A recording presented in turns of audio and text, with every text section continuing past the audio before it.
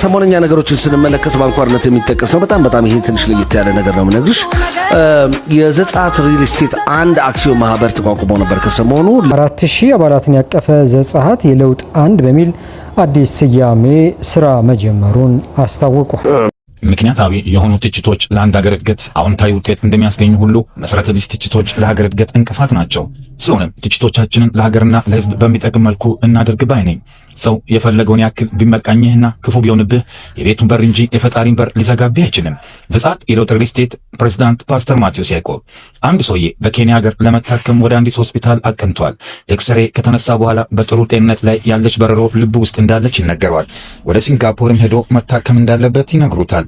ታማሚውም ወደ ሲንጋፖር ሄዶ የታየው በረሮ ልብ ውስጥ ሳይሆን ኤክስሬ ከሚያነሳው ማሽን ውስጥ የተገኘ መሆኑን ያስረዱታል። ብዙ ጊዜ የምናይበትን ነገር ሳናጸዳ አሊያም የምንመለከትበት መስታወት ሳናነጻ የሌላውን እድፍ ለመናገር እንሮጣለን። እድፉ እኛ የምንለው ነገር ሳይሆን አስተሳሰባችን ወይም የምናይበት መነጽር ነው። ሰላም ጤና ይስጥልን ውድ የሲኤሲ ኢትዮጵያ ቲቪ ዩቲዩብ ተመልካቾቻችንና እንደዚሁም መላው የዘጻት የለውጥ ሪል ስቴት ኃላፊነት የተወሰነ የግል ማህበር ደንበኞችና አባሎቻችን በሙሉ በያላችሁበት ሰላማችሁ ይብዛ እያለን በሰሞነኛው በዘጻት የለውጥ ሪል ስቴት ዙሪያ በተያዙ አንዳንድ መሰረተ ቢስና ምንም እዚህ ግባ የሚባሉ ጭብጥ የማያነሱ ሐሰተኛ መረጃዎች በማህበራዊ ሚዲያ ሲሰራጩ የሰማችሁትን አጠቃላይ በእነዚህ መረጃዎቻችን በቂ እውነተኛና ትክክለኛ ሚዛናዊ መረጃ እንደምትቀበሉ እያሳሰብን እነዚህ የተፈጠሩ ነገሮች ምንድናቸው? ከዚህ በፊትስ ምን ነበሩ? እነዚህ ከኃላፊነታቸው የተነሱና የራሳቸውን ንግድ ፍቃድ በማውጣት አዲስ ዘጻት የለውጥ አንድ በማለት የተመሰረተው ድርጅት ምንድነው? ሙሉ መረጃ ይዘን ቀርበናል። የተወሰነውን ክፍያ ያጠናቀቃችሁ ከጥቅምት 30 ቀን 2014 ዓ.ም ጀምሮ በማህበሩ ቢሮ በአካል ወይም የህጋዊ ውክልና ወረቀት ይዛችሁ በመቅረብ የተዘጋጀውን ውል እንድትዋዋሉ፣ ክፍያውን ያላጠናቀቃችሁ ደግሞ በማህበሩ የባንክ ሂሳብ ቁጥር በማስገባት እንድትዋዋሉ እናሳውቃለን። የማህበሩ የባንክ ሂሳብ ቁጥሮች በኦሮሚያ ህብረት ሥራ ባንክ፣ በብርሃን ባንክ፣ በአቢሲኒያ ባንክና በአዋሽ ባንክ ይገኛል። ማሳሰቢያ፣ ለመዋዋል ስትመጡ ማንነታችሁን የሚገልጽ መታወቂያና የከፈላችሁበትን ደረሰኝ ማቅረብ ይኖርባችኋል። አድራሻ አያት 49 መምህር ህንፃ 3ኛ ፎቅ። ዘጻት ለኛ ለናንተም ነው። ዘጻት የለውጥ ሪል ስቴት ኃላፊነቱ የተወሰነ የግል ማህበር። ለትውስታ ያህል ነው። ይህ አሁን የሰማችሁት ማስታወቂያ በፋና ቲቪ የተላለፈ ነው። ዘጻት የለውጥ ሪል ስቴት ኃላፊነቱ የተወሰነ የግል ማህበር ሲቋቋም እያንዳንዱ አባል የሪል ስቴቱን የመኖሪያ ውል እንዲወስድ የተላለፈ ማስታወቂያ ነበር ለእናንተ ይዘን የቀረብ ነው። ዘጻት ኬኛ ኬሰኒስ ፓስተር ማቴዎስ ጀባዱ ሲነጀራ ያው በዚህ መልኩ ፓስተር ማቴዎስ በርታ ከጎንህ ነን፣ ዘጻት ወደፊት ይቀጥላል፣ ምንም የሚያቆመው ነገር የለም በማለት በዚህ በሚያምር አንደበታቸው እንደዚህ በማለት መልእክት ማስተላለፋቸውም የሚዘነጋ ጉዳይ አይደለም። እስቲ እንከታተል። ውድ የዘጻት ሪል ስቴት አባላት ስታፎች በሙሉ እንኳን ደስ አላችሁ። መቼስ ደስታን የሚጠላ ማንም የለም። ዘጻት የለውጥ ሪል ስቴትን እጅግ በጣም ከሚወዱ አንድ አባላችን መሃል አንዱ ናቸውና ደስታውን ተቀብለናል። ነገር ግን እዚህ ላይ ደግሞ ምን እንደሚያመለክት ለአባላት እንተዋለን። ወዳጄ ታዲያ በምን አግባብ ነው ዛሬ ላይ ድርጅቱ የለም በማለት ሌላ ድርጅት ሲያስተባብሩ የነበሩ? እዚህ ባለ ራዕይ መስራች ደግሞም አብረህን ያለኸው ማቴዎስ ፓስተር ማቴዎስ እግዚአብሔር ዘመንን ይባርክ፣ ከጎንህ ነን፣ ተባረክ።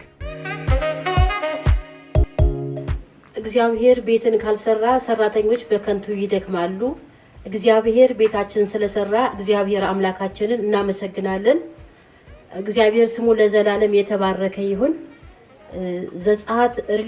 ዘጻት የለውጥ ሪል ስቴት በድጋሚ እንግዲህ አሁን የሰማችሁት አንድ እናታችንም በመንግስት መስሪያ ቤትም የሚሰሩ ናቸው።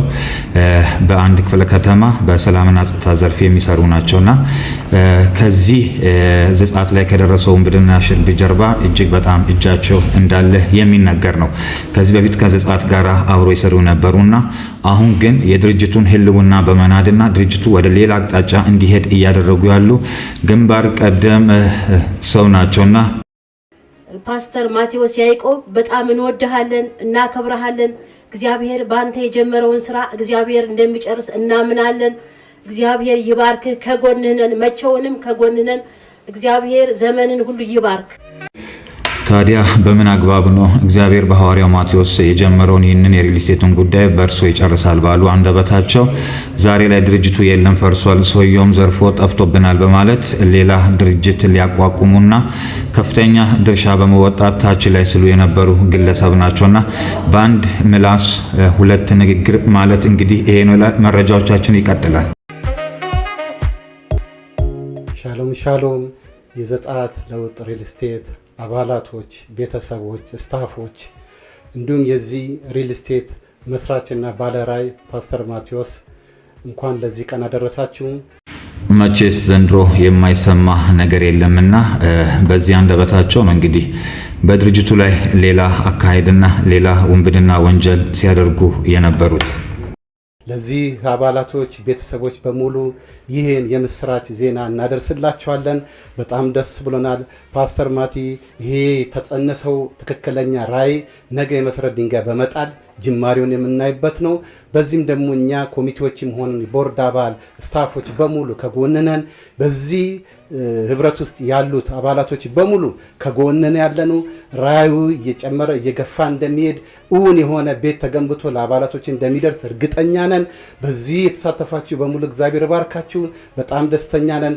ነገ ልዩ ቀን ስለሆነች ለዚህ አባላቶች በሙሉ በዚህ ህብረት ውስጥ ያላችሁ አባልነት ያላችሁ ቤተሰቦች በሙሉ እንድትገኙና የደስታችን ተካፋይ እንድትሆኑ ጥሪ እናቀርባለን። እግዚአብሔር ይህን ስላደረገ እጅግ አድርገን እናመሰግናለን። ተባረኩ። ኮሚኒኬሽን ዘጸአት የለውጥ ሪል ስቴት በዝቅተኛና መካከለኛ ኑሮ ደረጃ ላይ የሚገኙ የማህበረሰብ ክፍሎችን ተጠቃሚ የሚያደርግ ዝቅተኛ ክፍያ የመኖሪያ ቤቶችን ሰርቶ ለማስረከብ የመሰረት ድንጋይ አስቀመጠ ይለናል። ዘጸአት የለውጥ ሪል ስቴት በ2013 ዓመተ ምህረት ከዛሬ 3 ዓመት በፊት 1200 አባላትን በመያዝ የተመሰረተ ሲሆን አሁን አባላቱን በማሳደግ ወደ 5000 እንዳሳደገ በስነ ስርዓቱ ላይ ተገልጿል። ይህ የዝቅተኛና መካከለኛ ገቢ ያላቸውን የህብረተሰብ ክፍሎችን ተጠቃሚ የሚያደርገው የቤት ግንባታ በለሚ ኩራ ክፍለ ከተማ በወረዳ 04 አስተዳደር በ6000 ካሬ ሜትር ላይ የሚገነባ ሲሆን በ3 ዓመታትም አጠናቆ ለተጠቃሚዎች እንደሚያስረክብም ሪል ስቴቱ ጠቁሟል። በዚህም የመሰረት ድንጋይ ማስቀመጥ ስነ ስርዓት ላይ በክብር እንግድነት የተገኙት የለሚ ኩራ ክፍለ ከተማ ዋና ስራ አስፈጻሚ አቶ ጥላሁን ሮባ በንግግራቸው ይህ ተግባር መንግስት አሁን ለጀመረው የቤት ልማት ፕሮግራም አጋዥ ስለሆነ መንግስት ብቻ የቤት ችግርን ለመቅረፍ ስለማይቻል በቤት ግንባታ ላይ ተሳታፊ የሆኑ ባለሀብቶች በማበረታታትና መደገፍ ያስፈልጋል ሲሉም ተደምጠዋል። ይህንን መረጃ ለሚ ኩራ ኮሚኒኬሽን በራሱ የፌስቡክ ፔጁ ላይ መለጠፉም የሚዘናጋ ጉዳይ አይደለም። መስጠት ይችላል ይቻላል። ያው እሳቸው እንተዋወቁት ማለበል ስሜ አካለ ወርቅ ጳውሎስ እባላለሁ። እሺ በዚህ ሪል ስቴት ውስጥ እኔም አንድ አባል ነኝ። የሚገባውን ክፍያ እስካሁን ከፍያለሁ። እንግዲህ ከአንደበታቸው እንደሰማችሁት የዘጸአት የለውጥ ሪል ስቴት ኃላፊነቱ የተወሰነ የግል ማህበር ውስጥ አዲስ የገቡ እንደዚሁም አባል ናቸው። እንደ ማንኛውም የቤት ገዢ የቤት ደንበኛ ናቸው አቶ አካለ ወርቅ።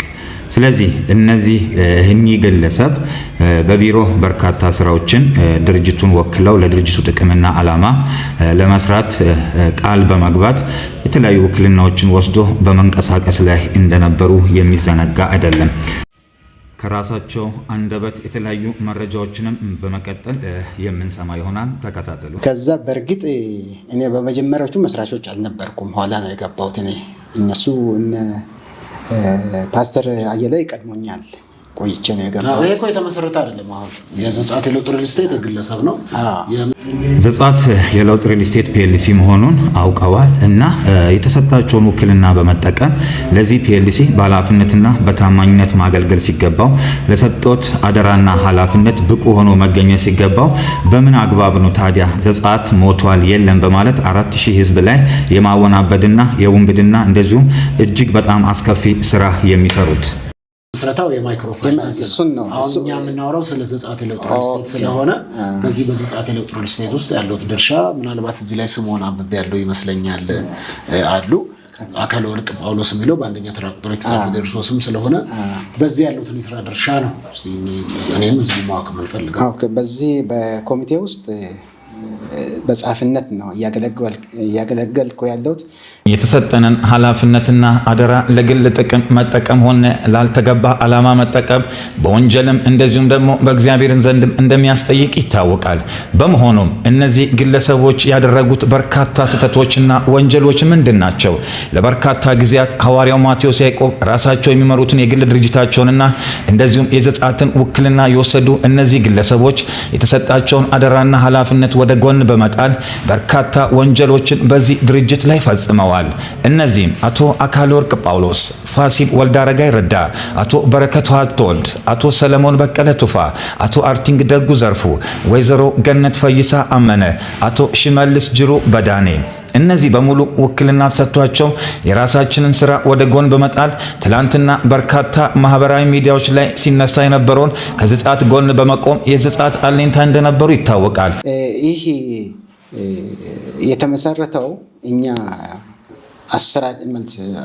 7ታችን የተመረጥነው በዚህ ወር በ5 ነው። በህዳር 5 ጀምሮ መንቀሳቀስ ጀመርነው። ታህሳስ 5 ይቅርታ፣ ከታህሳስ 5 ጀምሮ መንቀሳቀስ ጀመርነው። ያው እንደምታውቀው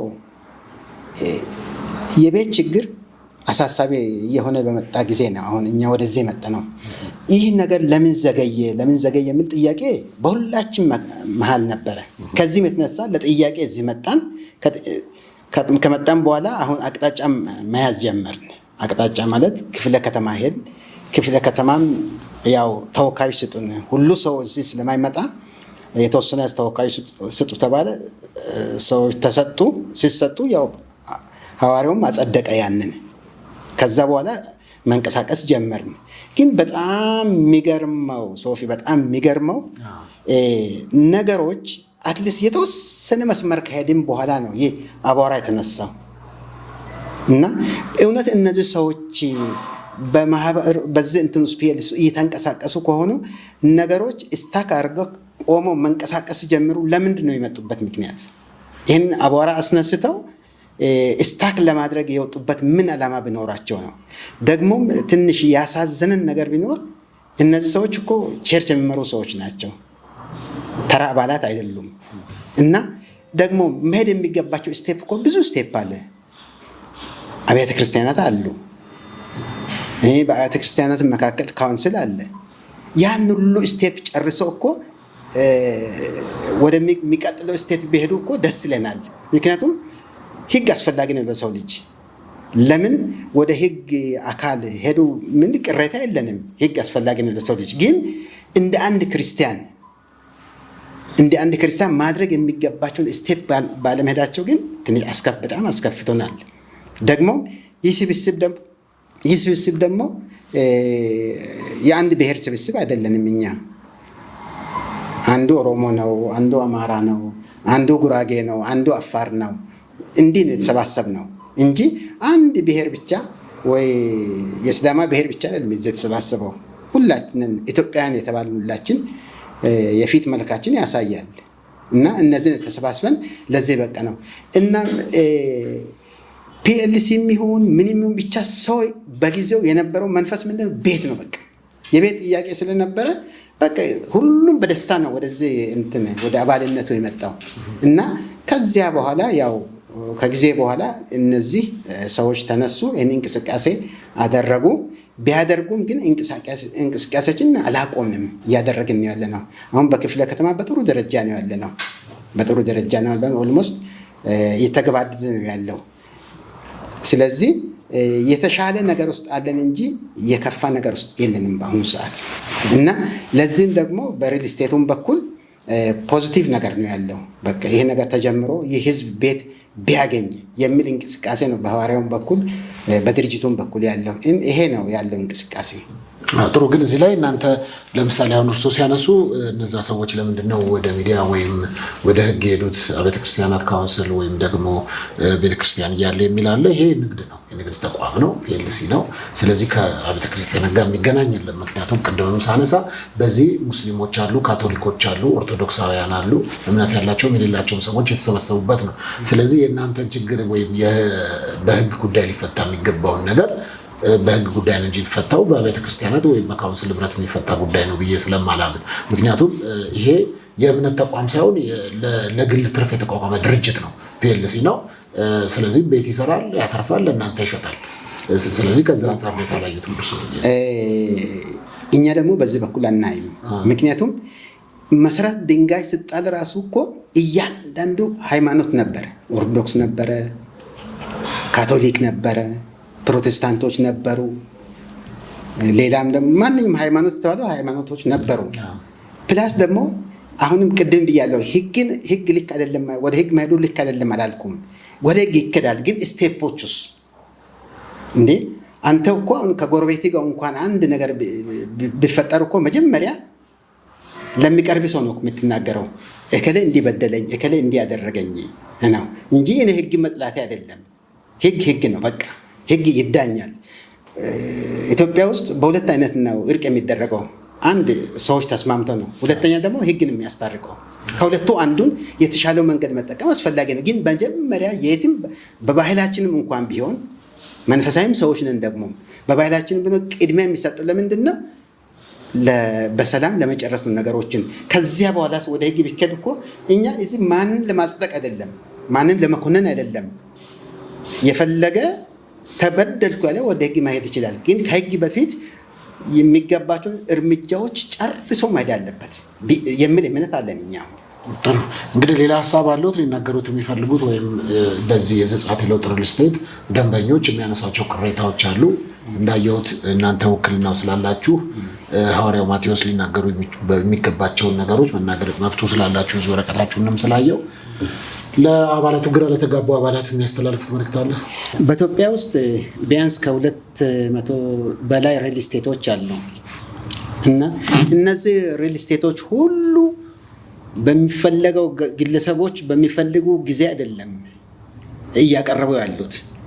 ይህም እንደዛ ይሁን ማለት ሳይሆን ሁኔታዎች ሊያዘገዩ ይችላሉ።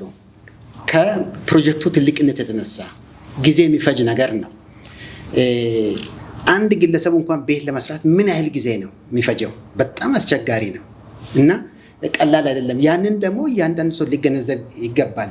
ስፔሻሊ ደግሞ ቅዱሳን ትዕግስት ያስፈልጋቸዋል። በትዕግስት መጠበቅ ጥሩ ነው። አሁን ገና እኮ መሰረት ድንጋይ ከተጣለው እንኳን አመት ከምናምን ነው፣ ገና ነው። ቢሮ ይህን መሰለ ቢሮ ተደራጅቷል። አፈር ምርመራ ተመርምሯል እና ከኮንትራክተሮች ጋር ውል ተገብቷል። በጣም ብዙ ነገር እኮ ተከዷል እኮ። አሁን እኮ ጅማሬው ነው የቀረው። ይህም ጅማሬ ሊቀር የቻለው ያው በክፍለ ከተማው መሬት አስተዳደር ውስጥ ለተወሰነ ወራት አገልግሎት እየሰጡ አልነበረም። ይሄ መንግስት ውስጡን ለማጥራት ስለፈለገ ይሆናል ብዬ አስባለሁ እና ከዚህም የተነሳ አገልግሎት እየሰጠ አልነበረም። ከዚህም የተነሳ ነው ሪል ስቴቱን ወደፊት መሄድ ያልቻለው እንጂ በሪል ስቴቱን ስንፍና አይደለም። እና ስለዚህ ቅዱሳን ወይም የተመዘገቡ ሰዎች ሁሉ በትዕግስት ሊጠብቁ ይገባል። በትዕግስት ይጠብቁ። እስቲ ውጤቱን በጋራ እናያለን። ይሄ ነው የሚለው። ሌላ ደግሞ ችግር ያለበት ሰው እንዲህ ነው ጥያቄ ያለብኝ የሚል ሰው በአግባብ መጥቶ ለምን ኦፊስ አይነጋገርም? ኦፊስ ስንመጣ አስተናግዱንም አያናግሩንም እያሉ እኮ ነው እንጂ እኛ ከመጣን ወዲህ አሁን ሰዎች በመጡ ቁጥር ግን በስርዓት የተስተናገዱ ሲሄዱ ነው። ለምሳሌ አንድ የዘጸአት የለውጥ ሪል ስቴት ላይ ገንዘብ ሲቆጥብ የነበረ ሰው በቃ መቆጠብ አቅቶኛል፣ አልፈልግም ወይም ዘግይቶብኛል ገንዘብ ይመለስ ቢሉ ይመለስለታል? ይመለስለታል። እኔ ከመጣ ወዲህ እንኳን የተመለስላቸው ሰዎች አሉ። ምን ያህል ሰዎች መለሳችሁ? እኛ አይደለንም፣ እኛ በዚህ ስራ ውስጥ አንገባም። እናንተማ ገባችሁ እንጂ ሙሉ ክልና ወስዳችኋል እኮ እያየሁ ነው እኮ። አገባንምማ ብሎ ወደኋላ መሸሽ የለም። እኛ ገንዘብ እንደዚህ አድርጎ አንልም እኮ። እናንተ ሰው ሲመጣ ለምሳሌ በቃ እኔ ከፍቶኛል ቆይቶብኝ ያለችኝን ገንዘብ ወስጄ በልቼ ጠጥቼ ለልጆች አስቤዛ አድርጌ ብቀር ይሻለኛል። መጽሐፍ ቅዱስም እኮ ሲናገር የሚዘገይ ተስፋ ልብን ያርዳል ይላል። ስለዚህ ስለዘገየብኝ አልፈልግም ብሎ አኩርፎ ቢመጣ ይህን ሰው በምን አይነት መልኩ ነው የምታስተናግዱት? አላቅም እንዳይሉኝ አሁንም ያውቃሉ። አይደለም እሱማ በስብሰባ ቁጭ ብለን ተናግረናል።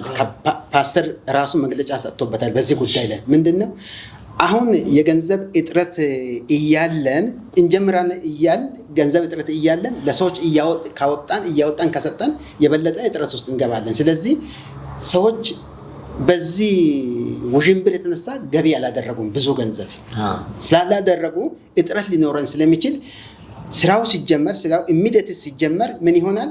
ገንዘብ ይገባል። ገንዘብ ከገባ ደግሞ በሚፈልገው አይነት ይሰጠዋል። ስለዚህ አሁን ራሱ ሁለት አይነት ንግግር እያደረጉኝ ነው። አሁን እየመለስን ነበር አሉኝ፣ አሁን ደግሞ መመለስ አንችልም እያሉኝ ነው እኮ። አይ ከዚያም በኋላ ገፍቶ ለመጡት እኮ ተሰጥቷቸዋል። እኔ አንዲት ልጅ ባለፈው ቃል ተገብቶላት መጥተሽ ውሰጂ ሲባል ሰምቻለሁ፣ ራሴ በጆሮ ሰምቻለሁ። ስለዚህ የተመለሳላቸው ሰዎች እንዳሉ መረጃ አሉት። ስለዚህ በዚህ አጋጣሚ ሌላ እርሶ እንዲናገሩልኝና እንዲያጸድቁልኝ የምፈልገው እሳቸውም ተናግረውታል። የዘጸአት የለውጥ ሪል ስቴት የተመዘገባችሁ ሰዎች ደንበኞች፣ ይሄ አክሲዮን አይደለም የገዛችሁት፣ ቤት ነበር ልገዙ የነበረው፣ ቤት ነው አሁንም የሚሰራላችሁ። ስለዚህ ለዛ ታግሳችሁ ጠብቁ፣ ቆዩ። ስለዚህ ተጭበርብረናል፣ ተታለናል የሚለው ነገራችሁ የተሳሳተ ነው ብለው ያስተላልፉልኛል። ለዛ እምነት ካሉት እያንዳንዱ አባል በትዕግስት ይጠብቅ። እኔ የተመዘገብኩት ለቤት ነው። ስለዚህ እኔም እንደኔም ሌሎቹም የተመዘገቡት ጊዜውን ጠብቀው ቤት ለማግኘት ስለሆነ በትዕግስት እያንዳንዱ እንጠብቅ ነው። ምን ያህል ጊዜውን ሰርታችሁ ታስረክባላችሁ ቤቱ? ባለፈው በስብሰባ ተናገርነው መሰረት አሁን ይሄ የጀመርነው የግንባታ ፍቃድ ከወጣልን በ7 ወር ውስጥ የመጀመሪያው ዙር ለማከፋፈል ነው የወሰንነው እኮ። ስለዚህ ለመጀመሪያ ዙር ለስንት ሰው ማለት ነው?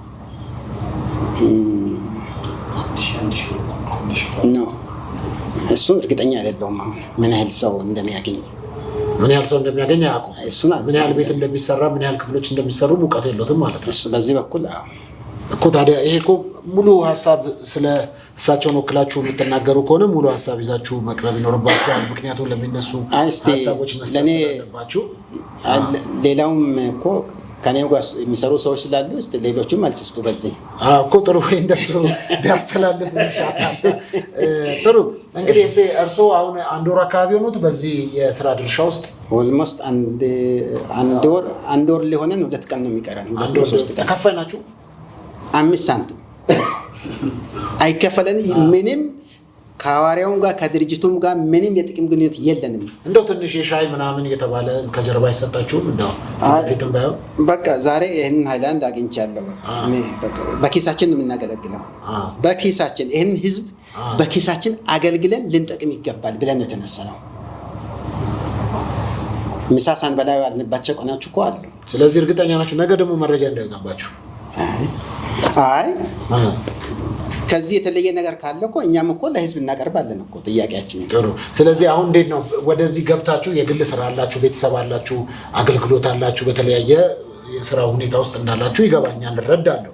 ታዲያ ያንን ትታችሁ ህዝብን ለማገልገል ስትመጡ ያኛው ነገራችሁ አይጎዳም? ቤተሰቦቻችሁ እዚህ ቀኑ ሙሉ የምትሉ ከሆነ ያለ ክፍያ ከሆነ እንዴት ነው ኑሮ አይከብድም? ምን ታደርጋለህ? የአንድ መስዋዕትነት ከፍለህ ነው እኮ ወደ አንድ ደረጃ የሚደርሰው። ለዚህ ህዝብ 5000 ተመዘገበ ተባለ እንጂ 5ን በ5 አባዛ።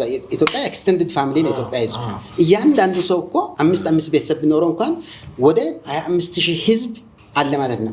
እኔ እኮ አሁን ዋጋ ከፍዬ ይህን ነገር ከዳር ባደርስ 25000 ህዝብ አገለገልኩ ማለት ነው። ለእኔ ይሄ ትልቅ ስራ ነው። ስለዚህ ምንም አይደለም። አሁን ማጥፋው ጊዜና ማጥፋው ገንዘብ ምንም አይደለም። ለምን ያህል ጊዜ ትቆያላችሁ ከዚህ በኋላ? እሱን ምናልባት የመጀመሪያ አሁን ይሄ ሲጀመር የመጀመሪያ ጉባኤ ቢካሄድ እዛ ጉባኤ ላይ ምናልባት ህዝቡ እኮ ሌላ ሰውም ሊያስቀምጥ ይችላል። እሺ ይሄ የኔ ሐሳብ ህዝብ አላስቀመጣችሁ? የኔ ሐሳብ ነው። ይሄ ህዝብ ከፈለገ ሌላ ሰው ህዝብ ማዚህ ውስጥ እኮ አይመለከተውም። ይሄ እኮ የግል ድርጅት እኮ ነው፣ ፒኤልሲ ነው። የድርጅቱ ስራ አስኪያጅ ነው። እናንተንም እኮ ከሯችሁ እንጂ እኮ ህዝቡ አይደለም። ወደ ህዝቡ አታምጡት። እሺ ልቀጥልና እዚህ ጋር ደግሞ ሌላ ትኩሳት አቶ ከፍያለው ብርሃኔና አቶ ሀብታሙ አብዱ እነዚህም በእጃቸው ላይ የሚገኙ ሰነዶችንም ጭምር ለድርጅቱ እንዲያስረክቡ ድርጅቱ ደብዳቤም በመጠየቅ ገልጾላቸዋል። እነዚህ ግለሰቦች መረጃውን ከቢሮ ይዞ መጥፋታቸው በሌላ በኩል እያነጋገረ ድጋሚ ይዞት በወጡ መረጃዎች ደግሞ የተለያዩ ዛቻና ማስፈራሪያ ጭምር በሶሻል ሚዲያ እያቀረቡ በርካታ ድርጅቱ ላይ ህልውናውን የሚንዱ ሽብር ተግባራትን ፈጽመው በምን መልኩ ፍርድ ቤት የሰጣችሁ መብት ነው? ድርጅቱን የሰጣችሁ ይህንን መብት ማን ነው? ድርጅቱ ነው የሰጠን። የድርጅቱ ስራ አስኪያጅ ነው የሰጠ እኮ የድርጅቱ ስራ አስኪያጅ ሲሰጧችሁ ድርጅቱ ፒኤልሲ እስከሆነ ድረስ በደብዳቤ ያላችሁ ወረቀት አለና እስቲ ምን አይነት ወረቀት አለ ላዩ ይችላል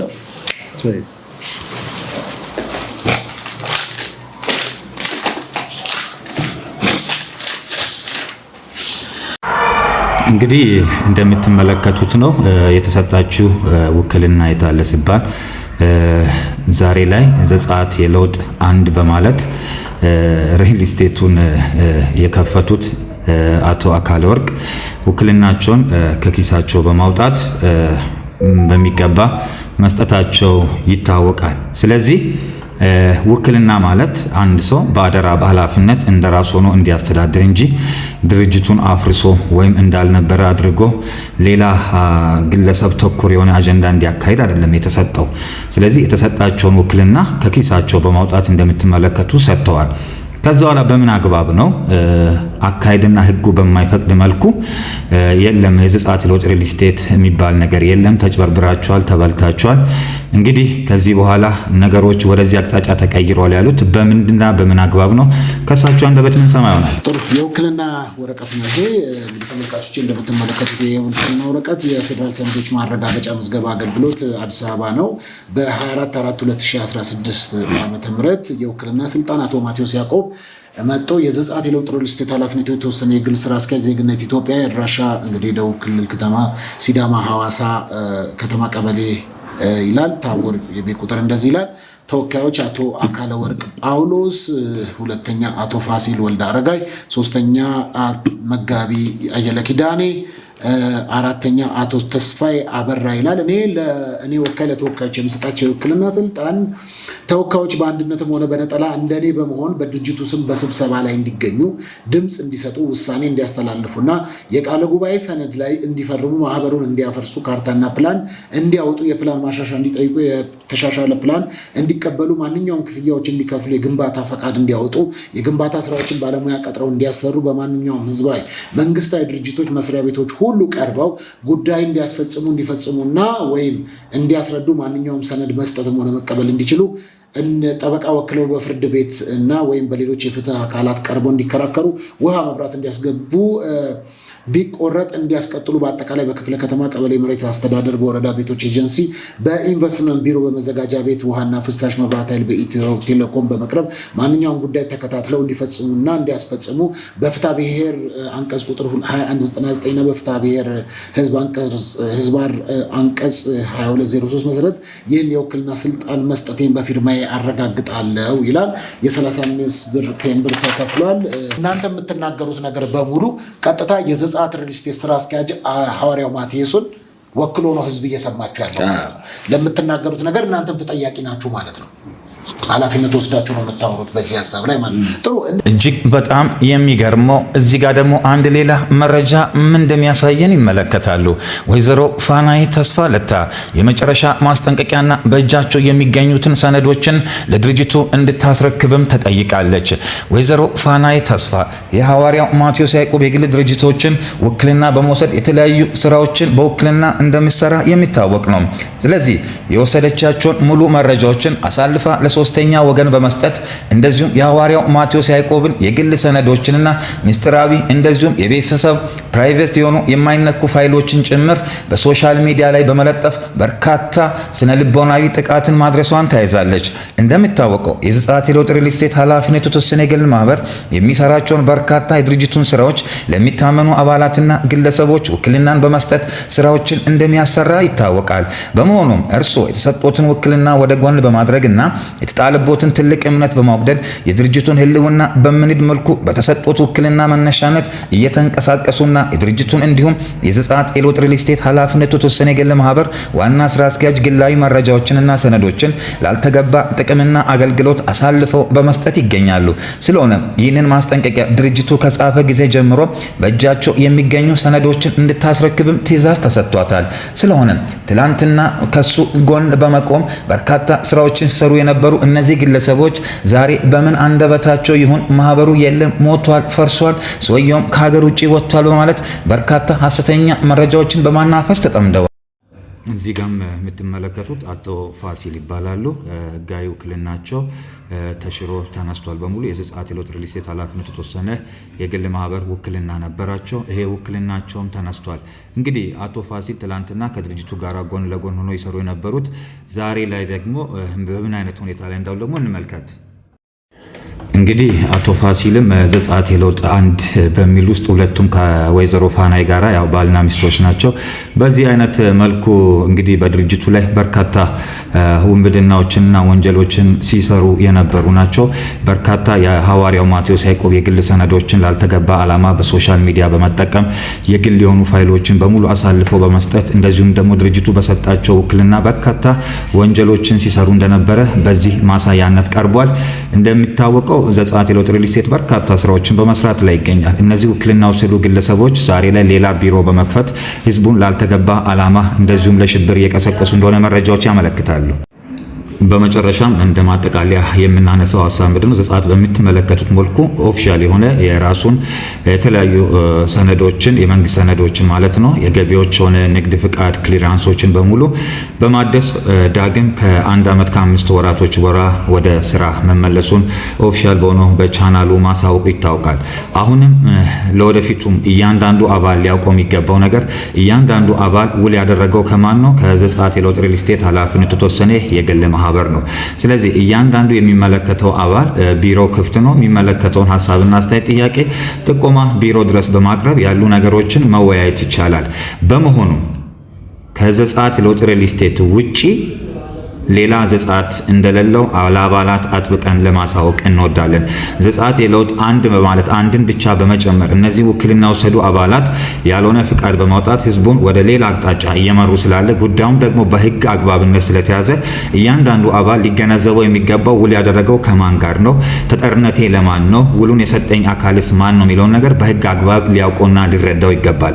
ዘጸአት ወደ ቢሮ መመለሱን በይፋ አረጋግጦ ከተጋባዥ እንግዶችና አባላት ጋራ እንደዚሁም የተለያዩ አጋዥ አካላት ጋራ በቢሮ ባለፈው ሳምንት የዳቦ ቆረሳ በማድረግ የተለያዩ እንግዶች ባሉበት በይፋ ወደ ስራ መመለሱን በይፋ ማሳወቁ ይታወቃል። በመሆኑም አሁንም ነገም ቢሆን እያንዳንዱ አባል ሊገነዘብ የሚገባው ጉዳይ በርካታ ተግዳሮቶችን እያለፍን እዚህ ደረጃ ብንመጣም እነዚህ የሚነሱ አሉባልታ ወሬዎች ስራዎቻችንን ከመስራት ምንም ያግደን ነገር እንደሌለ ለማሳወቅ እንወዳለን። እያንዳንዱ አባል ከኛ ጋራ በመሆን መረጃዎችን በመቀበል አብሮነቱን እንዲያረጋግጥ እንጠይቃለን። መልካም ጊዜ በያላችሁበት።